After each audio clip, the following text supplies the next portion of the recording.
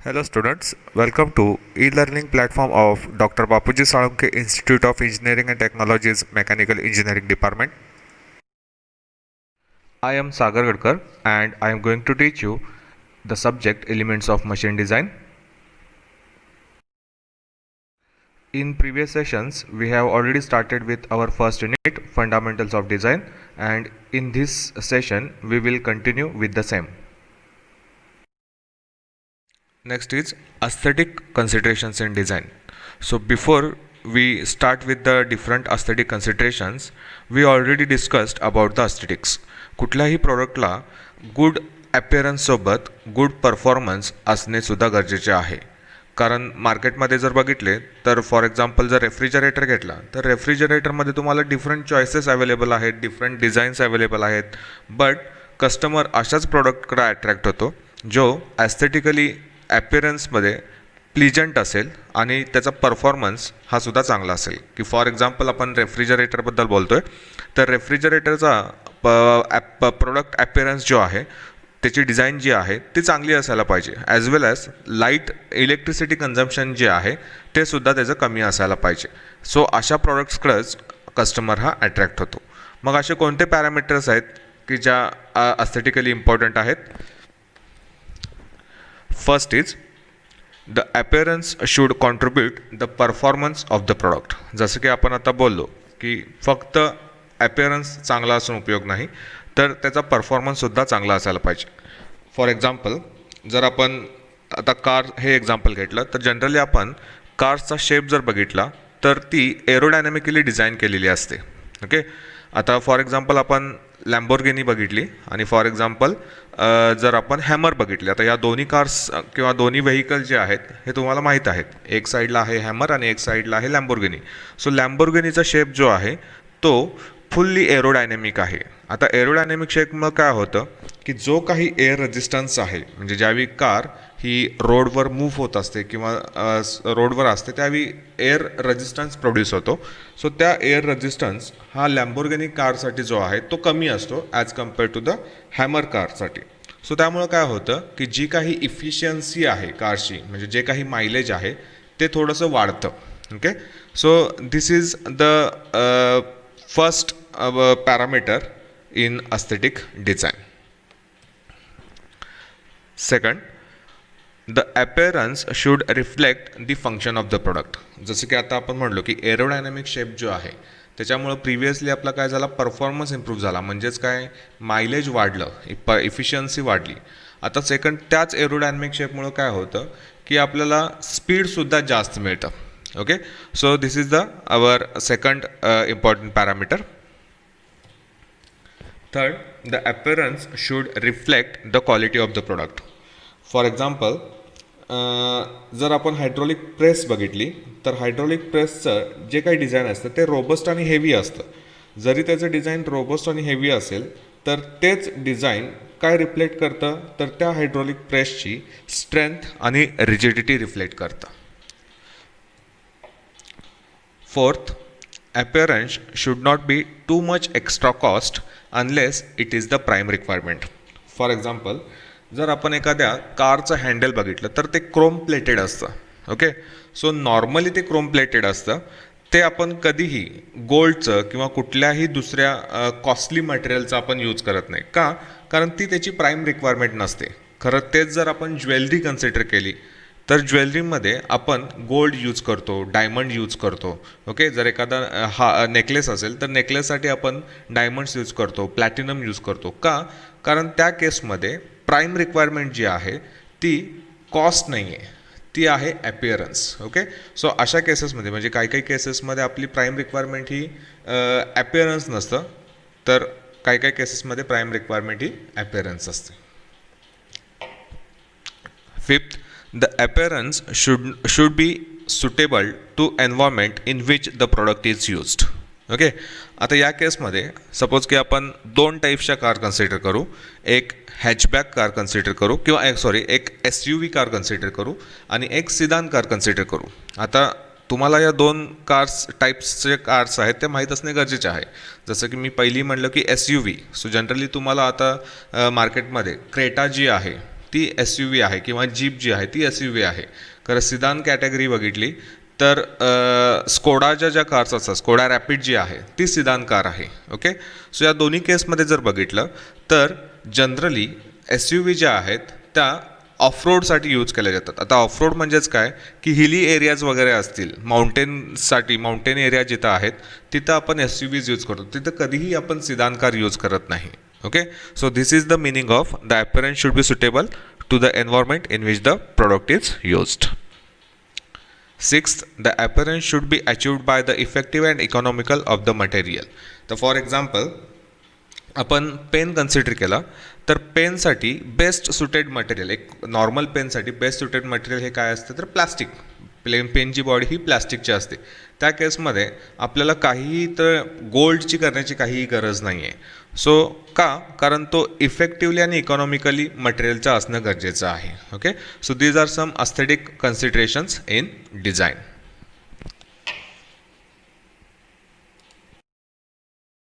Aspects of aesthetic design.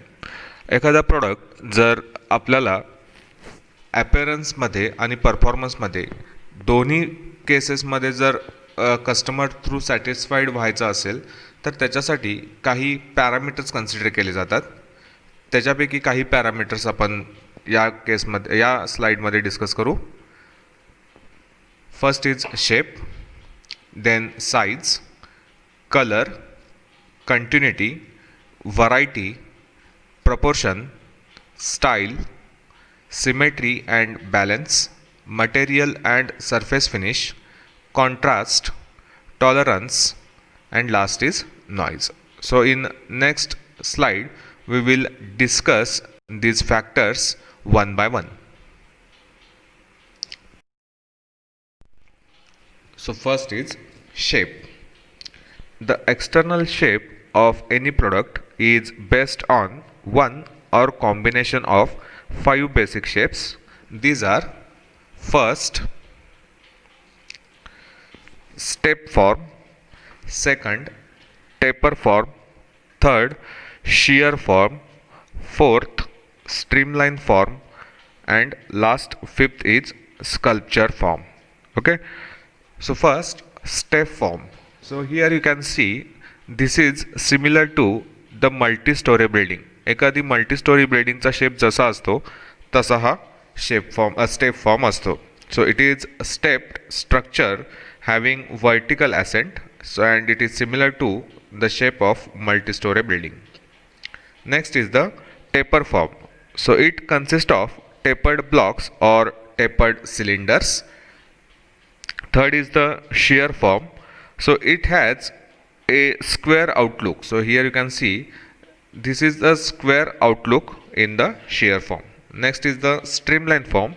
So it has a streamlined shape having a smooth flow as seen in automobile and aeroplane structures. And last is the sculpture form. So it consists of ellipsoid, paraboloids and hyperboloids.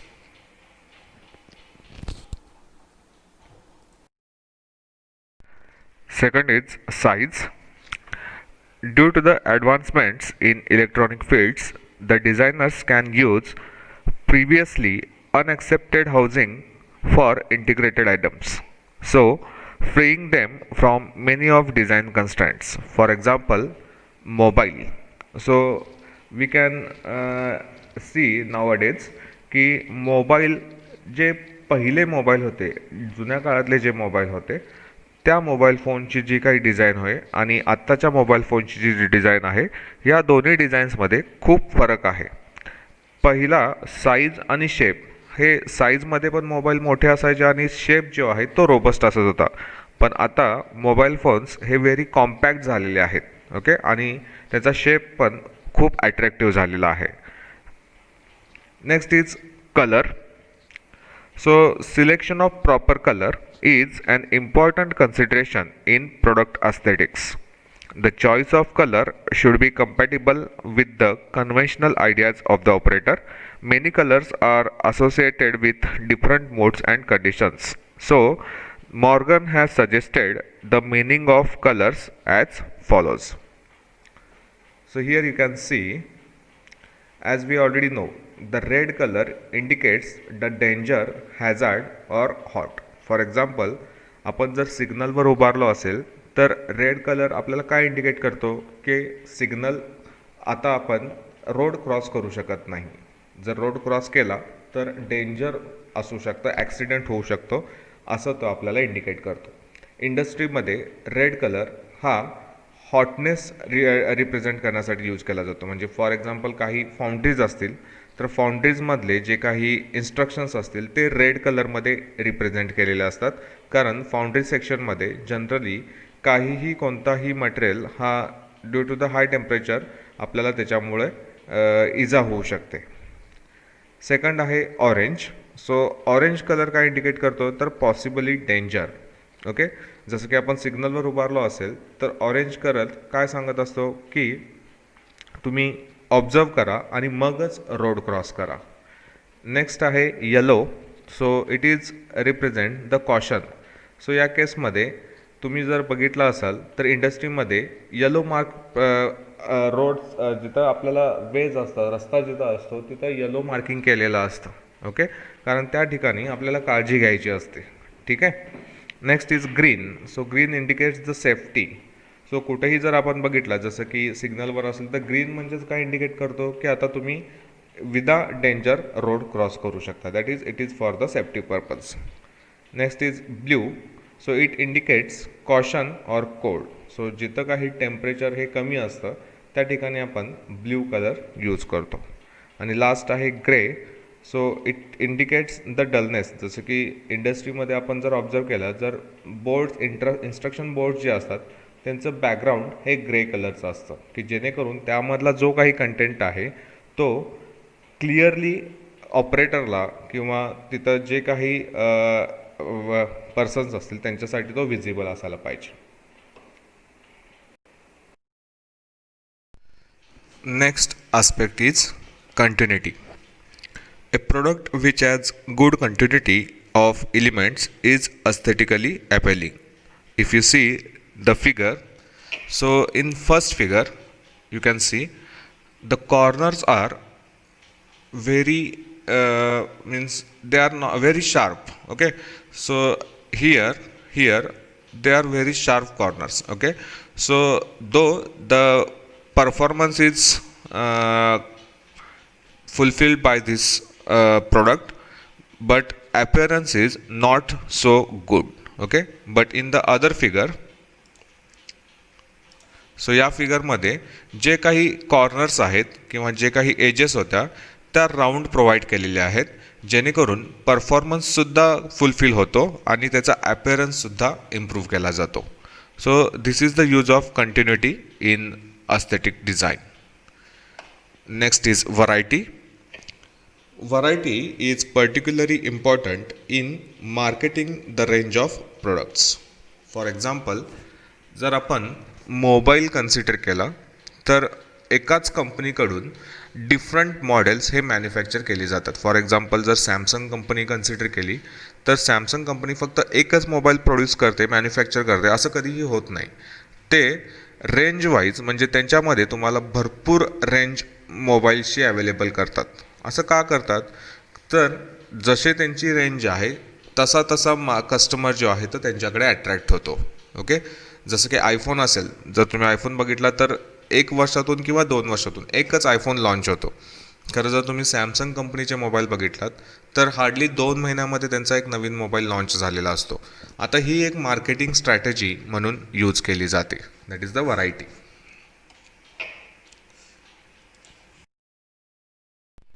Next is proportion. Proportion is concerned with the relationship in size between the connected items or elements of items. For example, if you see in the figure, both are the spanners, but in figure A, the appearance is very poor, and in figure B, the better appearance is provided by the product. आता दोन्ही केसेसमध्ये जर बघितलात तर दोघेही functional performance जे आहे ते फुलफिल करतात. But out of the proportion the first one is the out of the proportion. पहिली फिगर ए जी आहे ती इतकी काही प्रपोर्शनेट नाही आहे as compare to the figure B. So proportion in the spanner B, the proportion provides the aesthetically pleasant to the customer. Next is style. Style is a visual quality of the product which set it apart from the rest of the functional identical products.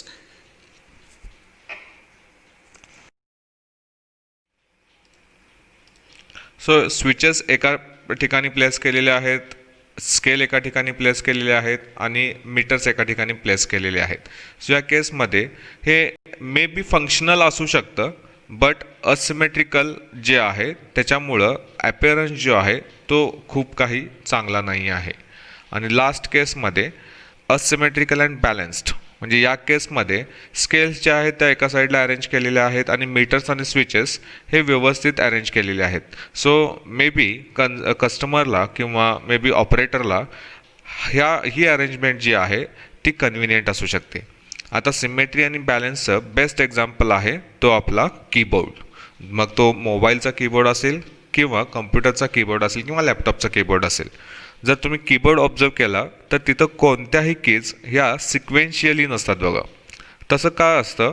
कारण जरी ते ॲपिअरन्स त्यांचा good असेल तरी functionality जर सिक्वेन्शियली आपण place केलं तर ती फंक्शनॅलिटी अफेक्ट होऊ शकते. त्यामुळं कीबोर्ड जो आहे हा नेहमी असिमेट्रिकल असतो, but it is well balanced. Next is material and surface finish. The material and surface finish of the product contribute significantly to the appearance. कुठल्याही मटेरियलचा किंवा एखादा एंड प्रोडक्टचा जर सरफेस फिनिश आणि मटेरियल हे चांगलं असेल तर ऑब्वियसली त्याचा लुक जो आहे, त्याचा ॲपिअरन्स जो आहे तो प्लीजंट असतो. Okay, the products with the better surface finish are always aesthetically pleasing. Next is the contrast. The contrast is a distinction between the adjacent elements of the product which have clearly different characteristics and functions. Contrast improves the appearance of the product. Next is tolerance. The proper tolerance to the mating parts improves the aesthetic appeal of the product. And last one is the noise. Unwanted noise is disturbing and suggestive of some malfunctions within the product. Hence, it is greatly reduces the aesthetic appeal. So these are some aesthetics aspects of aesthetic designs. We stop here for today's session. If you have any query regarding the today's session, you can always contact me on this number. Thank you.